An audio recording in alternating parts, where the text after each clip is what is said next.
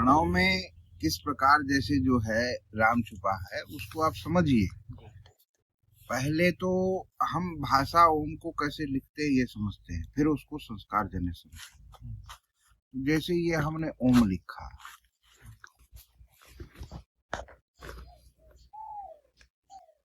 ओम लिख दिया।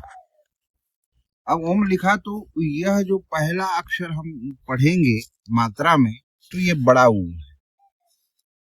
बड़ा ऊ हम ऐसा बनाते कि नहीं बनाते? नहीं है। जैसे छोटा ऊ ऐसे बनाते हैं, बड़ा ऊ ऐसे बनाते हैं। तो ऐसे ही यह जो बना हुआ है ये बड़ा ऊ, ये किसी भाषा में बड़ा ऊ ऐसा ही बनता है। समझ रहे हैं? तो अब इसमें ये बड़ा ऊ बना है तो वो बड़ा ऊ को ऊ कहते हैं, नहीं कहते? अब इसमें ये बड़ा ऊ और यह इसमें लगा है ये छोटा ऊ। इसमें क्या लगा हुआ है? ये छोटा ऊ। अब छोटा ऊ लगा हुआ है तो ये बड़ा ऊ यदि हटा देंगे तो इसको यदि बाएं से दाएं पढ़ेंगे तो द पढ़ाएगा, लेकिन ये जिनेऊ धारण करके इसको पढ़ेंगे तो ये उल्टा र पढ़ाता है। कैसे पढ़ाता है? उल्टा र। उल्टा र। और मान लो ये जो नीचे वाला छोटा ऊ है इसको यदि छोड़ देंगे तो इसको ऊपर वाले और इसको पढ़ेंगे तो यह रम पढ़ाएगा। क्या पढ़ाएगा? रम। रम। तो इस ओम में ये र छुपा है कि नहीं? छुपा हुआ है। देखो समझे भैया, देखो जी, ये महाराज जी इस प्रकार से बता रहा है, ये है, ये है, ये है। इसको यदि यहाँ से काट दिया, ये महाराज जी ये बता रहे हैं, तो ये मतलब ये रम हो जाएगा। हाँ बिल्कुल, बहुत बढ़िया। क्या है, संन्यास में हम लोग जब लिखते हैं, यहाँ यह शिवलिंग है, शिवलिंग के ऊपर जब हम ओम को लिखते हैं तो यह लिखा ओम, यह लिखा, ठीक है, और यह लिखा, और यहाँ जो ये बीच में ये जो गोला होता है ये जनेऊ है। समझो क्या है? ये जनेऊ है।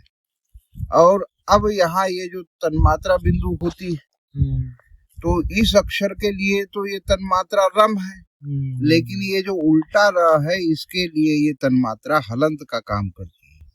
काहे का काम करती है? हलंत का काम करती है। इस प्रकार ये मंत्र पूर्ण राम मंत्र क्या बनता है? ओम राम रामाय नमः। समझ रहे हैं? क्योंकि यहाँ ओम का ये राम शब्द है, रम एक अक्षर बनता है। क्या बनता है? अक्षर। संस्कृत की जहाँ भाषा आती है वहाँ ओम एक अक्षर है। उसकी व्याकरण में यदि मान लो हम उसका शब्दरूप जब बनाते हैं तो र धन ओम बराबर क्या होता है? राम। तो र धन ओम बराबर क्या होता है? राम। जैसे हम शब्दरूप उसको बनाते हैं तो शब्द रूप में संस्कृत की व्याकरण पढ़ने वाले जानते हैं, तुम लोगों ने मिडिल स्कूलों में पढ़ी भी होगी, स तौ ते तम तौ तान तेन ताभ्याम तेभ्य। तो उसमें र का जब शब्द रूप बनाते हैं तो र धन ओम बराबर क्या होता है? राम। तो वह मंत्र अब यहाँ तो समझ लिए हम अक्षर में, भाषा में। अब इसको अपने संस्कार में देखिए, तो संस्कार में कैसे समझेंगे इसको? तो जब हमारा जन्म होता है और जन्म होने के बाद हम प्राणों को ग्रहण करते हैं नासिका से, तो वो प्राणों में हम ओम का उच्चारण करते हैं। प्रत्येक प्राण, तो चाहे हिंदू हो, मुस्लिम हो, सिख हो, ईसाई हो, पशु हो, पक्षी हो, चिड़िया हो, या आकाश में बहने वाली हवा, यह भी जब ध्वनि करती है तो ओम की ध्वनि जपती। अब हमारे ऋषि मुनि साधु संतों ने हमको योग में क्या बताया है कि जब हम योग करते हैं तो खेचरी मुद्रा। खेचरी मुद्रा किसको कहते हैं? खेचरी मुद्रा कहते हैं जीभ ऊपर तालू से लगाने। इस प्रकार तो जीभ जब हम तालू से लगाते हैं तो स्वाभाविक शब्द पढ़ो राम। राम हम स्वाभाविक उच्चारण करेंगे तो र बोलने में जो जीभ तालू से लगती है उसको तालू से लगा लो र। अब ओम बोलने में वह नीचे नहीं आना चाहिए। ओम हमको काहे में बोलना है? प्राणों में। काहे में बोलना है? प्राणों में। र, ओम, तो र और ओम का जब उच्चारण हम करेंगे तो हमारे हृदय में निकलेगा राग। जैसे हारमोनियम पर जब हम संगीत में र और ओम की ध्वनि को निकालते हैं, तो र और ओम जब हम बजाते हैं तो उसके अंदर राम स्वाभाविक छुपा हुआ प्रकट ध्वनित होता है। तो उसी प्रकार जब हम योग करते हैं तो र बोलने में जीभ तालू से लगा करके हम प्राणों का उच्चारण करेंगे, तो उस राम शब्द का उच्चारण नहीं करना, वो स्वाभाविक ही हो जाता है। क्या हो जाता है? स्वाभाविक ही राम का उच्चारण हो जाता है। तो इस प्रकार प्रणव अक्षर में वह तारक मंत्र छुपा है। प्रणव अक्षर को महामंत्र कहते हैं और राम मंत्र को तारक मंत्र कहते हैं। तो प्रणव अक्षर यानी महामंत्र में तारक मंत्र छुपा हुआ है और तारक मंत्र में प्रणव छुपा है। काशी जी में भगवान शंकर तारक मंत्र ही देते, तो किस प्रकार से देते वो अपने समझ में नहीं आता। तारक मंत्र क्या है? तारक मंत्र होता है राम मंत्र। वो तारक मंत्र की गुरु परंपरा जब हमारे देश में मुगलों का शासन चलने लगा और सन्यास के ग्रंथ लुप्त होने लगे और कामासक्त सृष्टि जब बनने लगी भारत के अंदर, तब ब्राह्मणों में, काशी में ब्राह्मण परिवार में परमात्मा का एक अंश अवतार हुआ जो गुरु रामानंद आचार्य के नाम से जाने गए। उन्होंने फिर भारत देश के अंदर एक गुरु परंपरा का अनुसरण किया और सन्यास के ग्रंथों से जो लुप्त हो रहा था ज्ञान और वो सदग्रंथ जो लुप्त हो रहे थे, उससे उन्होंने एक रामानंद आचार्य गुरु परंपरा को भारत में प्रजा के बीच में अपने मुक्ति के मार्ग के लिए चलाया।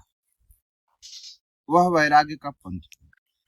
तो उन्होंने शोधन किया सारे मंत्रों का कि भाई हम ऐसा कौन सा मंत्र हमारी गुरु परंपरा के लिए लेवें जिससे हमारी जितने प्रजाजन हैं, जो जनता है, हमको अनुसरण करने वाली जो जनता है या हमारे अनुयायी हैं, वो उस मंत्र का उच्चारण करके तरे, उनका तरण तारण हो गया। अब उस समय सन्यास के अंदर महामंत्र का ही साधन था। सन्यास के जितने भी मंत्र यानी पंथ बने हुए हैं, उन सब में केवल प्रणव अक्षर का ही उच्चारण होता था। तो उन्होंने शोधन किया, कई सारे मंत्रों का शोधन किया। तो उन्होंने एक दिन वो ऐसे ही बैठे बैठे राम राम राम राम राम राम राम राम राम राम राम राम जप रहे। तो जपते जपते जपते उन्होंने अनुभव किया कि हमारे इस राम राम की ध्वनि में ओम का उच्चारण स्वतः होता है। तो यदि मान लो हम सन्यास से विलग एक वैराग्य के पंथ का निर्माण यदि करते हैं तो यह मंत्र हमें उचित रहेगा। क्यों? क्योंकि हमारे इस पंथ में सन्यास छुपा हुआ है, क्योंकि कर्मकांड, आचार विचार और विरक्त भाव समान है सन्यास में भी और वैराग्य में भी, लेकिन इनमें मंत्रों में भी एक समानता आनी चाहिए।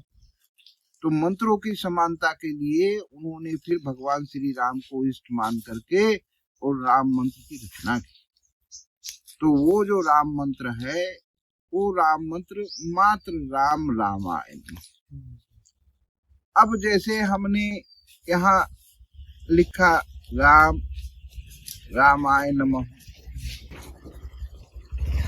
अब इसका यदि संधि विग्रह किया जाए तो हमने व्याकरण में क्या पढ़ा था? र धन ओम बराबर राम। अब यह जो है ये ओम, इसमें यदि प्रणव अक्षर लगा दिए तो ये वेद का पूर्ण मंत्र हो गया श्री राम जी का।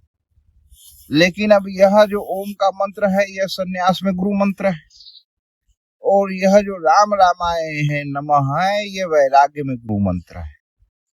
इस प्रकार हमारे मंत्र खंड रूप, इनको जब हम अखंड रूप पढ़ेंगे तब ही हम उस अद्वैत परमात्मा के स्वरूप को ग्रहण कर सकेंगे और उसको अपने हृदय में प्रकट कर सकेंगे। तो अब यहाँ आप देखिए राम रामाय नमः यह एक मंत्र है।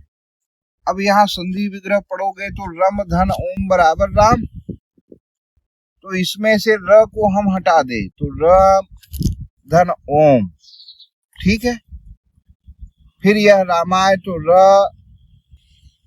धन ओमाय नमः, यानी इसमें यह र को हमने यदि गुण कर दिया तो क्या बचा, ओम ओमाय नमः। तो ओम हम स्वयं उच्चारित करते हैं प्राण में, और ओम माय आय यानी होता है विभक्ति, स्वयं को प्रदर्शित करने के लिए, यानी हम अपने आप को ही जहां प्रदर्शित करते हैं मंत्र के भाव में कि वह हम स्वयं है, सोहमस्मीति व्रतीय खंडा, वहां हम आय लगाते हैं। क्या लगाते हैं, आय लगाते हैं। तो यहाँ क्या बन गया, ओम ओमाय नमः, यानी हम जब क्या रहे हैं, राम रामाय नमः, लेकिन वो भाव क्या बनेगा कि वह जो प्राणों में ओम है उस ओम को ही हम भजते हैं, और वह ओम ही हमारा स्वरूप। तो इस प्रकार इस ब्रह्मांड में जो प्रत्येक प्राणी जो सजीव है वो ओंकारेश्वर ज्योतिर्लिंग के ही स्वरूप। जहाँ हमारे नर्मदा किनारे ओंकारेश्वर ज्योतिर्लिंग है, यह हमारा स्थावर स्वरूप है, और सकल चराचर जगत में हम उसी ओंकारेश्वर ज्योतिर्लिंग के जंगम स्वरूप। कौन से स्वरूप है, जंगम है, वो शिव मार्गी होते, और साधु संत ये राम मार्गी वैराग्य का पंथ तुलसी वाले होते। तो कहा है कि शिव द्रोही मम दास कहावा, नहीं सो नर मोहि सपने हो नहीं पावा। तो यानी वैरागी यदि कोई साधु है तो वह सन्यास के पंथ का विरोध करने वाला अज्ञानी होगा, और मान लो यदि सन्यासी कोई है तो वह यदि वैराग्य के पंथ का यदि मान लो विरोध करता है तो वह अपने पद पर अज्ञानी हो। क्यों, जो तत्वदर्शी संत होते हैं वो कभी भी किसी मार्ग का खंडन नहीं करते, क्योंकि हमको सारे के सारे मार्ग उस परमात्मा की अनुभूति ही कराते हैं। बोलो सच्चिदानंद घन